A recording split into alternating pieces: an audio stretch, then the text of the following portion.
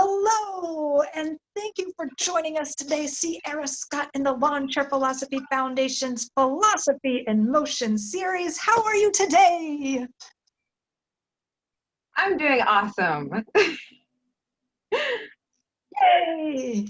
That's what we like to hear. A bright ray of sunshine in the middle of this pandemic. That's great. So tell us a little bit about yourself, Sierra. Who are you? What are you all about?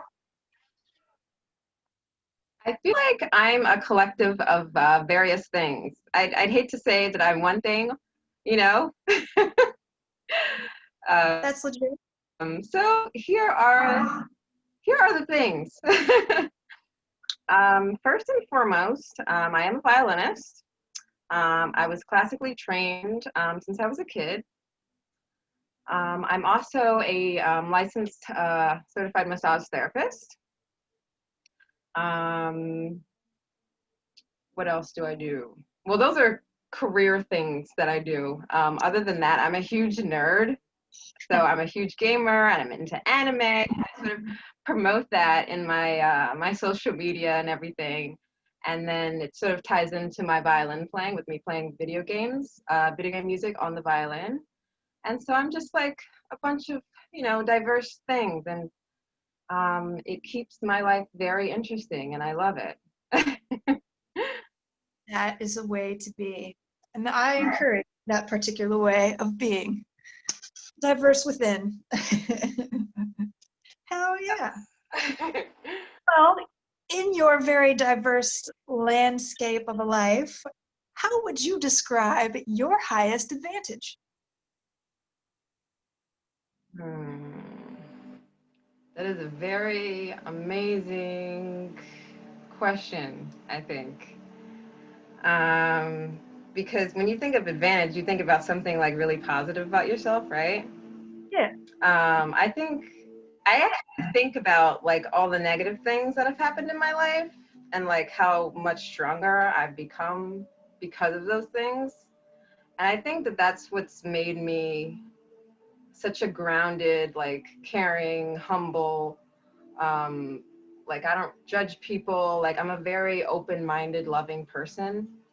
And I feel like if I hadn't gone through all the bad things, like I have like, a couple chronic illnesses that like I'm constantly in the doctor's office.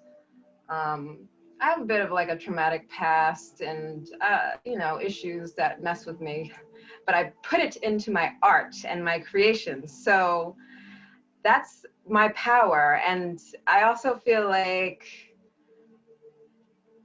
I can help others through their pain. And I think that's really important to me. I want to think that's an advantage for real, to give back to others.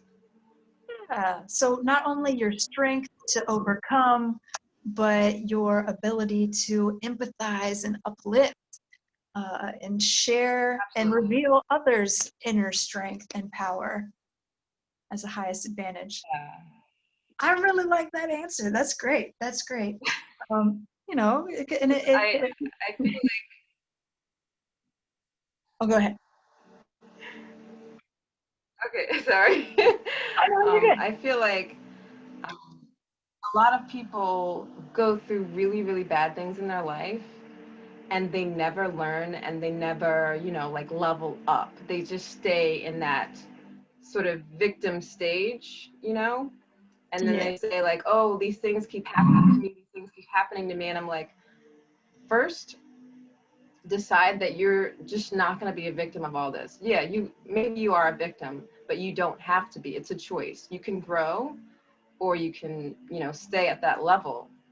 But I choose to grow and I want to help others grow because some people just don't know any better. That's all they know. Yeah, maybe that's how they get attention. But that's another thing. Yeah. Well, this leads very well and very fluidly into our next question. Does that personal highest advantage amount to a universal or common notion of humanity and its highest advantage? Yes. Yeah. Wait, can you say that amazing question one more time, though. Does that personal highest advantage, amount or at least point to or connect to a universal or common notion of humanity's highest advantage? So, you're talking about your personal growth and how you want to help others grow as well. So, is this sense of progress and growing, or growth rather, something which we all ought to strive to do? Yeah, I think that there's so many people that are in so much pain, whether it's emotional or physical. And I think that in helping other people raise their vibration collectively, that helps humanity as a whole. Because I think with this whole pandemic and everything, everyone's vibrating so anxiously and so negatively that I feel like there are lots of other negative things that are happening as like a tumbling, like energetic, effect. So yeah, I think that would be great for, humanity's highest advantage because Oh, we're yeah. all in pain. Yeah, maybe that's a way to start. Maybe everyone acknowledge the pain that they're in and not try to deflect and just accept it and sit with it. And maybe we can overcome. My goodness, we're all in Yeah, it I together. feel like we are in an age. Yeah, there's that. And we're in an age where we are on social media where we can project, how perfect we are and how like happy we are and everything, but we hide, all the dirt and all the things that we struggle with. And I feel like that can be a bit detrimental. Yeah, I That's what those we do. memories that pop up, those memories that pop up on Facebook that you can share. One of these popped up from way back and it was just so embarrassing. I'm like, oh, this is just so nasty, like just bad energy wise. So I deleted it. But now that you say that, I'm thinking maybe I shouldn't have deleted it. Maybe I should have kept it as a, this is where I came from. I wasn't feeling so hot that year, and a bunch of nastiness spewed out. And here I have deleted my past in order to get that out of my vision. I don't know. So I've done bad. Well, that's relatable, I you don't know? know. Like I think all the scars, all the struggles, that's beautiful because it molds you to be better, It Yeah. strengthens you. I could learn from that self-acceptance.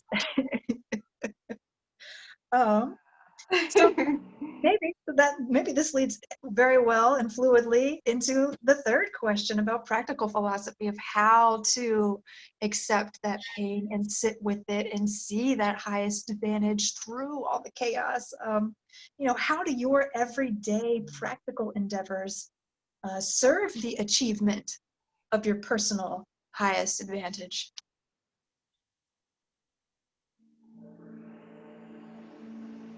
I have to, I do a lot of positive affirmations and meditation and reading of self-help books and law of attraction books to sort of maintain, a nice, solid positivity foundation.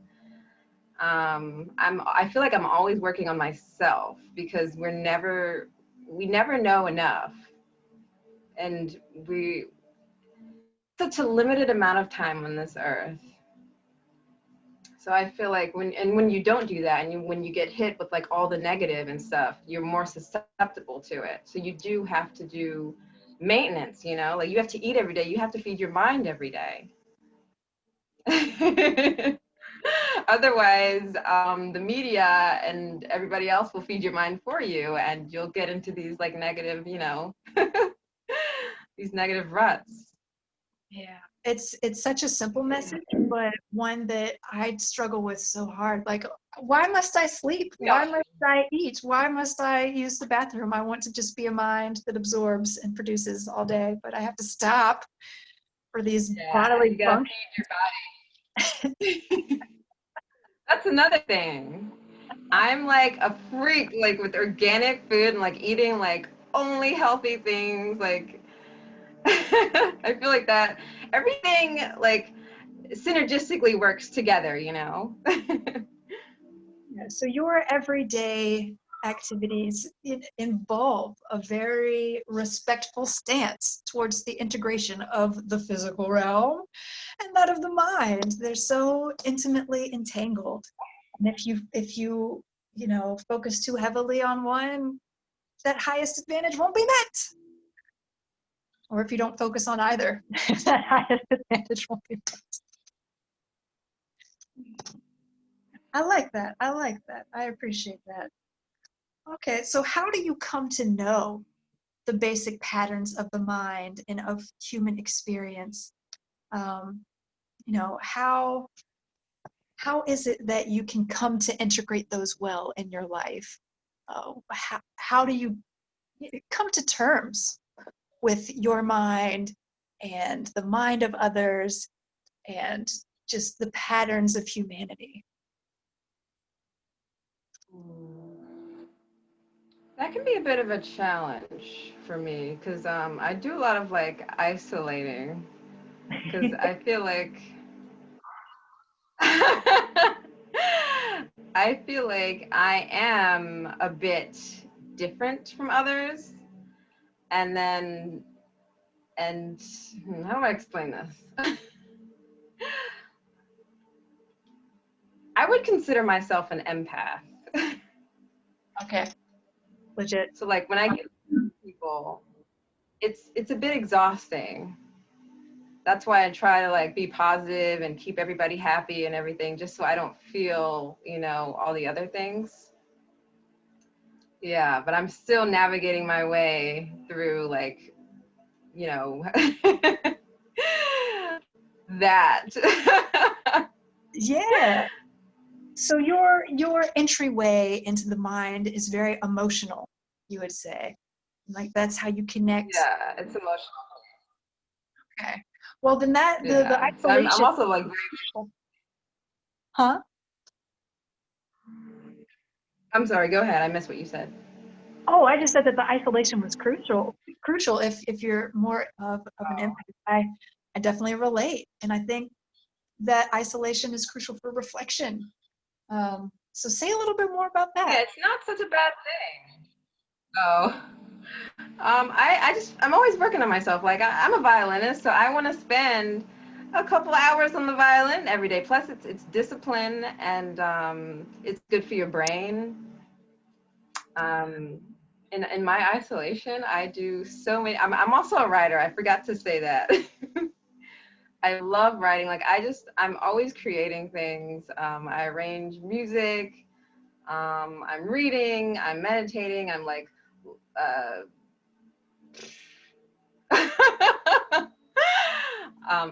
I'm always coming up with ideas, and I feel like I can't really focus when I'm around a whole bunch of people, you know, all the time. Like I feel like going to my job and hanging out with a few people here and there is fine, but I need to keep going on this journey and have that focus. So maybe one day I will be more social and whatnot, but I can't have like all the, the noise. I'm too sensitive. Yeah, legit. That is legit. Okay, so I really appreciate that. Your emotional connection to the world and those channels of revelation, but also, your isolation and your artistic activities reveal much in the way of clarity for you. So that's legit. Um, so how do you make use of those patterns in your everyday practical endeavors? I guess you've kind of answered that already, and through your art, you're making I use feel of that. But let's say a little bit more I hope about. in another way though. Oh, so go ahead and elaborate on those other ways in which. I don't Huh? Oh. Okay. but but I'm on YouTube, so like it's something that I want to work on, like, and just do it. And I know everybody's doing it, everyone's having a YouTube, but I feel like the world needs some more positivity, and why not bring on more positive, like that, you never have enough of that, But Okay. that's my main goal, to just like spread positively and love, and just make people feel better, you know. Yeah. Word. I appreciate that. Thank you so much for sharing your philosophical thoughts with us. I very much I hope I appreciate. answered it right. I feel like Oh, there's no like right or wrong answer. I appreciate you, divulging your world for us, and I think that your message is, it's unique, in your story is unique, but I do see so many parallels to other philosophies out there, of positivity and growth and love and, emotional connection. So I appreciate you putting that out there, and it's definitely a way. I think your way of approaching the world and the mind is very grounded. So I think your practices are fruitful, and I think that they can lead into more specific study if you want. So I think the way you presented this was so refreshing and approachable, and speaks well to the other more academic stuff that's on our website. So I appreciate you sharing with us. And yeah. That was great, and I think it'll lead so nicely into discussions. So you answered correctly, ma'am. I do have one question though. Yeah. Does your whole philosophy, does it tie into psychology, Oh, definitely. like at all? Oh, yeah. I mean, my personal philosophy is so. That's something. Oh, go ahead. I don't know. I feel like it goes hand in hand, and that's like another like access point. I'm really into psychology, Okay. so Yeah, I don't know. I try to use everything at my disposal. that's legit. Yeah. I mean, so, the psyche was originally a very philosophical topic, and then psychology branches out from it. My favorite philosopher actually wrote a lot about psychology. He started off as a mathematician, but then he studied a bit of psychology, and his whole philosophy is about how psychology provides a clue as to how it is we can come to objective measure for the sciences. But his type of psychology is transcendental and loosey-goosey, and uh, gets beyond sort of our natural uh, assumptions about the mind. And it's not just in the brain, or it's not just about feelings and stuff, but something uh, having to do with a soul and what animates us and all that stuff. So yeah, I appreciate your psychological approach to philosophy. We don't have too much up on our page about that yet, but since you are interested on it or in it, we'll maybe put some more up there. It's nice to hear from people what their interests are, so now we can cater our page to those interests. I Yeah. just feel like we're in a world where everybody's seeing like a psychologist or a therapist or something, and therapists don't exactly want to diagnose you, so people do like a lot of homework, including myself, on like psychology. Oh yeah. I've convinced myself But of all sorts of things. Like, oh, am I really a narcissist or am I an empath? I can't tell sometimes. I guess the fact that I I'm know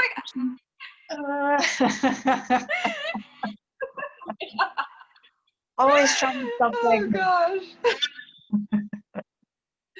I like to think that it's my good to be philosophy. so self-aware though. Yeah, and to not know and to recognize what you don't know is something very philosophical, and which I think the more scientific side of psychology can learn from.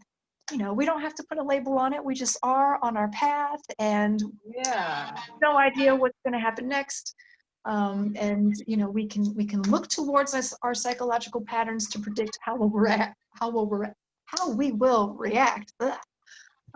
But I think open-mindedness is necessary, and not putting yourself into a box is necessary to overcome and grow and all of that stuff. So I'm glad you brought up psychology. I think there's a lot we can learn through our psychology, and especially if we keep an open mind about it, it can lead to progress.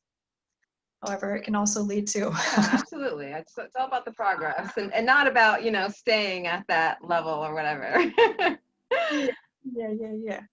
Because I at a certain point I was just like so obsessed about like finding a diagnosis. I found like all these diagnoses with my my health, my physical body, and then I wanted to know what was going on up here because I knew that it was affecting, like anxiety was affecting like my stomach issues and stuff like that. So I just wanted a diagnosis, and then I just got to a point and I was like, the diagnosis does not matter. What matters is correcting the behavior, whatever it is. That's the only thing that matters. When you get a diagnosis for a mental disorder, that becomes a crutch. That becomes an excuse. Are you going to be that disorder, or are you going to correct the behavior? It's going to be hard because it's the brain. You have to rewire your brain. Mm-hmm.